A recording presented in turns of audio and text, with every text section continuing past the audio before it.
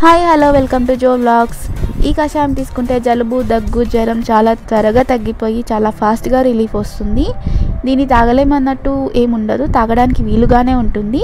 దీనికోసం ఫస్ట్ నేను 2 glasses water ఒక గిన్నెలో వేసుకొని కొంచెం వేడిగా అయ్యాక అందులో 2-3 చిన్న ముక్కల దాల్చిన చెక్క వేస్తున్నాను. దీనివల్ల కషాయం ఫ్లేవర్ బాగుంటుంది, అంతేకాదు హెల్త్కి కూడా చాలా మంచిది. తర్వాత 4 లవంగాలు వేసాను. దీనివల్ల కడుపులో మంట ఉంటే తగ్గిపోతుంది. అలాగే కొన్ని మిరియాలు, ఒక 7-8 మిరియాలు వేసాను. దంచి పెట్టుకున్న శొంఠి పొడి ఒక 1 స్పూన్ వేసుకోవాలి. వీటి వల్ల జలుబు దగ్గుకి సంబంధించిన బ్యాక్టీరియాని త్వరగా తగ్గిస్తుంది. అన్నీ వేసాక వాటర్ బాగా బాయిల్ అవ్వనివ్వాలి. అలా అయితేనే మనకి మంచి యూజ్ ఉంటుంది.